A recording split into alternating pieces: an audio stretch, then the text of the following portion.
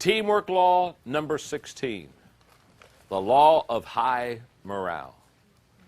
The law of high morale says, when you're winning, nothing hurts. Okay, audience, got to ask you a question. Going to come down, let's talk a little bit. Here's the question. Think about this now for a moment. This is kind of like a chicken or the egg question. Which comes first to a winning team? Or to a team, not to a winning team. Just which comes first to a team? High morale or winning? Now think about it. I'm not saying you're wrong. Just think about it. High morale? Does high morale come before winning? Or does winning come before high morale? It's a pretty good question, isn't it? All right, let's take a poll.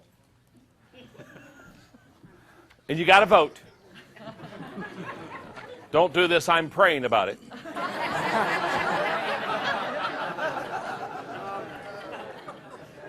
Okay? How many of you believe that high morale comes before winning on the team? Raise your hand. Good, good. How many of you believe that winning comes before high morale? Good. Evenly split. Conclusion? Don't have a clue.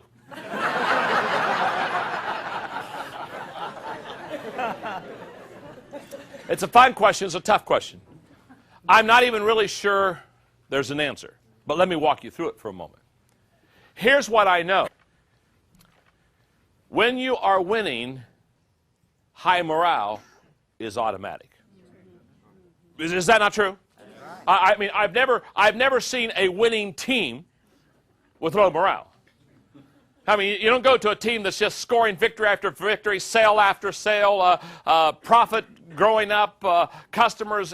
You don't go to a winning team and have to pick them up. I mean, oh man, I'm telling you, this is tough to win. Man, I tell you, this winning is wearing me out. It's these profits and these victories and these new customers. Oh my goodness. Oh, man, this has got to stop. Close the door. We can't handle any more success. But let me tell you also what I know. I've never seen an organization that continually lost that had high morale. In fact, when you're winning, nothing hurts. When you're losing, everything hurts. Isn't that true? Now, so you go to your team. How do you get your players to play above their heads? By lifting their morale. So therefore, as a leader, if this is my team right here, and they haven't been winning, the way to start winning is by lifting morale. If I lift their morale, I lift their expectations, I lift their hopes, I lift their energy. If I can lift their morale, that's how I get them to start winning. And once I get them to start winning, then high morale becomes automatic. Here's what I know. If a losing team is truly losing, you have to lift their spirits to get them to believe in themselves, to believe in their team members, in order for the morale to get to the place where they get into what I call a state of readiness for victory. Now, what I also know is if you can go and develop and train the skills of your people. I want you to realize to develop a winning team, you've got the reason the high morale winning question is one requires skills and the other requires attitude. And you want to do both. So what you want to do, the real answer to the question is you want to do both. You want to lift the skills so your people win, but you also want to lift the morale so that they are ready to win. Here's what I know. If you lift the skills so that they can win and you don't lift the morale, you haven't started winning yet, but you lift the skills, you train and develop people, but you don't lift the morale, you don't have your team in a state of readiness to win. If you lift the morale, what happens is they'll win a little bit sooner because they're getting ready and they're getting prepared. Every leader understands that his or her ability to raise the morale of the team will to a great extent determine the team's success. Okay, let's talk about high morale. There are 5 reasons why a team needs high morale. Number 1, high morale is the great exaggerator. As I said just a moment ago, when you're winning, nothing hurts. When you're losing, everything hurts. Now, do you notice the exaggeration of morale? It either makes you bigger than life or smaller than life. It makes you over the top or under the heat. When you're winning and when your morale is high, people think, if you're the leader, people think that you're better than you really are. Do you realize that? And when you're winning, people think the team is better than it is. It's a great example. When you're losing, you know what? If you're the leader and your team just keeps losing, you're 0 for 86. The people think you're worse than you really are. In fact, haven't you been? I've been in situations where, we lost a few, and the people said, boy, John's a lousy leader. And there have been times when I want to stand up and say, folks, I'm bad, but I'm not that bad. And when you're winning, you can almost stand up and say, I'm good, but I'm not that good.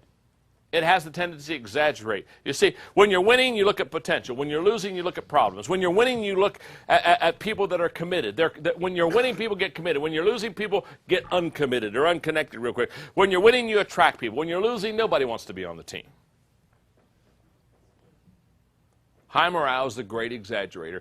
It literally lifts everybody up higher than what they really are. Secondly, high morale is the great energizer. People with high morale have energy. High morale in your company is like loosing the Energizer bunny. Just kind of going up and down the hallways of your organization. When there is low morale, there's low energy.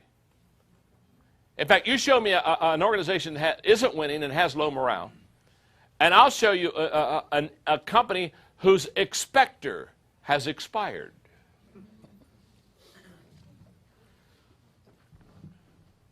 Number 3, high morale is the great elevator. It lifts people. It allows people, we've heard this expression many times, to play over their heads. Now, when a commentator is talking about a ball team and he said, oh my goodness, they're playing way over their heads. Now what does that mean? Does that mean that they've climbed a ladder and they're playing way up above their heads? No. What it means is they're playing on a level that they truly don't have the ability to sustain play on. They have been lifted. And high morale elevates and lifts people to a higher level. I'm going to give you, let me just take a time out here and tell the story. Let me give you a classic illustration of high morale or low morale. When I lived in San Diego, every year we went to the Holiday Bowl. That's a bowl during the end of the year in December, and a couple college teams come out and they play the bowl. And so myself and 3 of my buddies, every year we went to the Holiday Bowl. It was just kind of a tradition. We go out to eat, go to the Holiday Bowl, have a great time. Okay. We're at the Holiday Bowl, I don't know, probably about 10 years ago now. And the game, for San Diego, it's an unusually cold night. Usually San Diego is very nice, but it was a nice, moderate temperature. But this night it's kind of cold. It's just not a nice, good night. And the game is boring. And we're in the third quarter, and I looked at my buddies, and I said, this is a boring game. And I said, look at people. And I mean, people were disinterested. They're talking to each other. But I mean, there's not any kind of energy in this game. And I didn't think at that time that I was going to do anything about it, but I just noticed that there was a major kind of a pathetic disinterest in the game. And about that time, I looked down in our area, down at the bottom of our area, and there was a guy there, an old fellow that was a San Diego kind of standard, who always sold newspapers at all the games. An old fella, and everybody loved him, and people bought his. He'd go around and he'd sell newspapers during the game.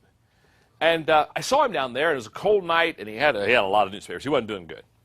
So I looked at my buddies, and I said, I'm going to make this guy's night. So I said, come on up here. And so he came up there, and he had 20 newspapers or whatever. He had some newspapers. And so I looked at him, and he said, you want a newspaper? I said, and so he started sending one down. I said, no. I said, I want all of your newspapers. I said, it's a cold night. Go home. Give me all your newspapers. I'll pay for them. And so he looked at me and said, you want all the newspapers? I said, yeah, I want all the newspapers. So he sent them all down, and I gave him some money. And you know, he's kind of talking to himself. He's walking away.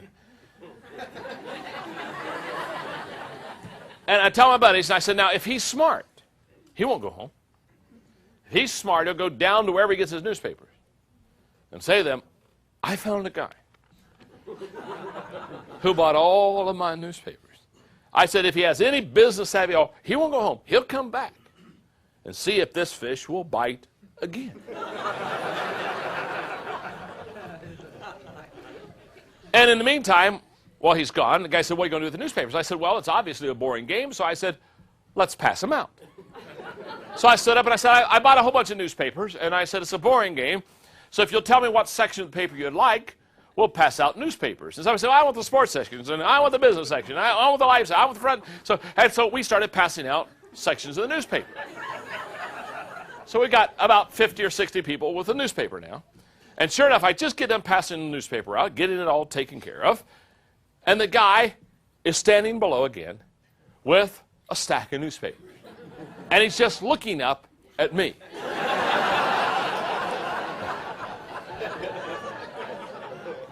So I looked at him, I said, come on up, come on up. Man, he's got a spring and stuff. He's coming up there, and he looks at me kind of like, would you do this again? I said, give me all of your newspapers. And the guy gets the newspapers. I send him the money down. I mean, now by this time, not only is our section of the stadium watching, but we have two sections watching around it. I mean, again, the game is boring. You might as well watch where the action is. Now I get the newspapers. Now everybody knows what I'm going to do. The guy takes off. I'm now passing out the newspapers again. We're not only filling out our section, but now the sections of the paper are going to the section beside us and the section around us. And people are yelling, thanks a lot. I didn't get to read it before I left home today. You know what I mean? And so we're passing out the newspapers, we're just having a wonderful time. And I looked at my buddies and I said, if the guy is smart, you know, you need to ride this horse as far as it'll take you. You know, keep coming until the man says bankrupt. I said, if he's smart, he won't go home. He'll go down and say, you will not believe this. Sure enough, 10 minutes later, here he is, stack of newspapers, and he's not only looking at me, 1,000 people are.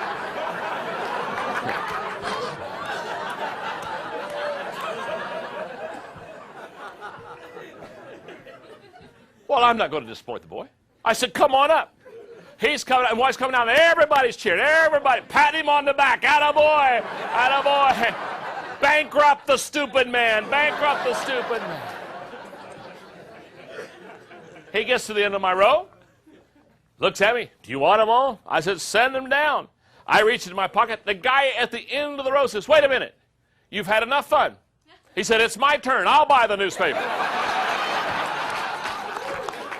He reaches in, he pays the guy. Now we have community. We have a team. We've got a team going now. I mean, we're sharing expenses. We're in this baby together. He's passing out newspapers. I mean, now we've got 3 sections involved in reading newspapers. We're the happiest place in the stadium. It's a boring game. All the cameramen are shooting at our section. We have players looking up to our section, trying to think, what are they so happy at? Where did all those newspapers come from? Just about that time, I mean, we have morale at an all-time high. I'm talking to some guys beside me. I turn around, and when I turn around, right in front of me standing is a peanut vendor.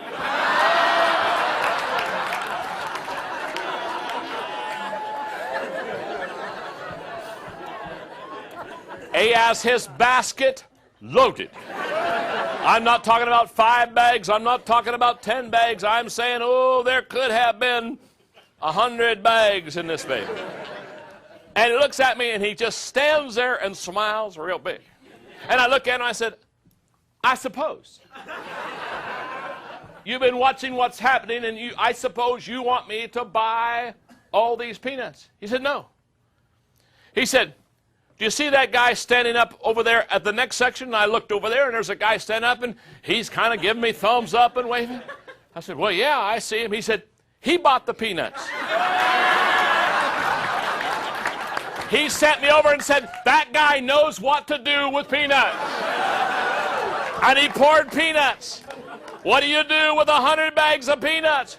You give them to the people that are reading the newspapers. We're passing bags of peanuts. Now, we are truly community.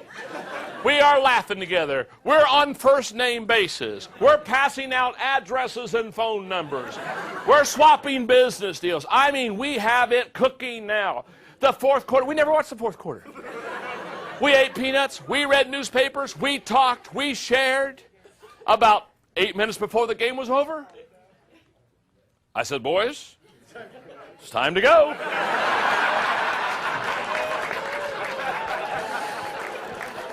We get up. And when we get up, 3 sections of the stadium stand up and give us a standing ovation. And we high-fived ourselves completely out of the stadium. Classic picture of high morale. And what people will do when you as a leader lift the tide of morale for your team. Now, just 2 more thoughts. I had so much fun telling the story, I need to teach a lesson. Hate it when lessons get in the way of good stories. Number 4, high morale is the great eliminator. High morale will eliminate problems quicker than strategic thinking. High morale lifts you many times above the pettiness, the politics, and the problems of the team. And finally, number 5, high morale is the great emancipator. It'll set you free. It releases you to ask questions. It releases you to take risk. It releases you to reach your potential. Now, one last thing I say about this law before I teach the final one, because this is important. There's a very common mistake that teams make when they get the morale high. And I see this constantly. I see it in the government. I see this in the academic field. I see it in the business field. I see it in the church world. There's a common mistake made once you get that morale lifted up pretty high and people are going at a pretty good pace. And here's the mistake that I find. It's very common. The common mistake is this. There's a tendency when morale is high to ease up on the pressure and the momentum. There's a tendency to want to ride the momentum instead of make more momentum. There's a tendency to say, man, things are going so good. I don't even hardly have to touch it right now and the company's growing. And look at the profits and my goodness, the people are coming early. And there's a tendency for you to sit back and enjoy the momentum instead of make more momentum. Now let me just say what you need to do. Once you get the ball rolling, keep it rolling. Never let it stop. You work hardest when the momentum is the highest. They say, oh, John, I mean, things are kind of carrying their own. Shouldn't I, this is the time to take it easy? No. Let me tell you the time to, can I tell you the time to rest and take it easy? When you don't have any momentum. The train stopped. It's the safest time to get off. That's when you rest. Take a breather. Say, we weren't going anywhere anyway. I'll take a vacation. Nothing's happening. And during that time of resting, think. What stopped the momentum? Start problem solving. How do I get the momentum going? But once you have the big mo going, keep pushing it. Because that's going to give you the highest return and results.